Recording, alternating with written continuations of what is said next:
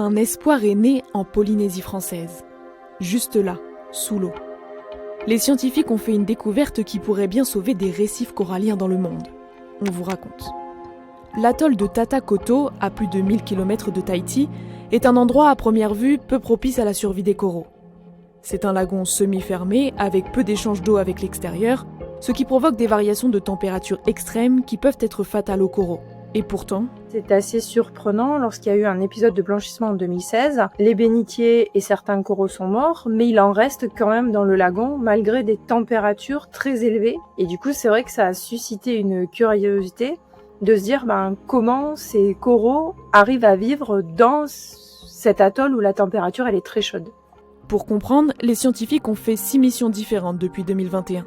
L'objectif, déterminer si cette résistance exceptionnelle des coraux est due à une acclimatation temporaire et contextuelle ou à une adaptation génétique durable qui serait transmissible de génération en génération. On fait des boutures, on prend un petit fragment de corail qu'on transporte et qu'on met dans une pépinière et qu'on fait grandir. Au bout de 18 mois, on est capable de voir si on arrive à faire des élevages résistants.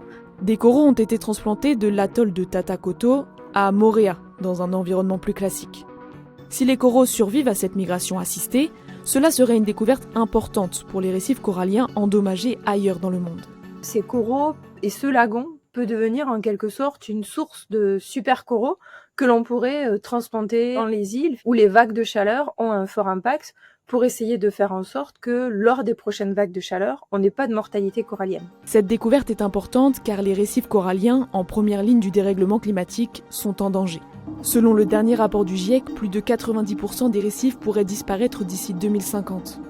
Une disparition grave car les récifs abritent 25% de la vie marine, protègent les côtes de l'érosion et soutiennent l'alimentation et les économies de millions de personnes. Il y a des solutions encore sur lesquelles on peut miser et on peut travailler, mais par contre, ça ne réglera pas la crise globale des récifs coralliens. On n'est pas capable de restaurer des kilomètres carrés, quoi. Et aujourd'hui, quand on a une vague de chaleur, c'est des kilomètres carrés qui vont subir cette vague de chaleur et qui vont mourir.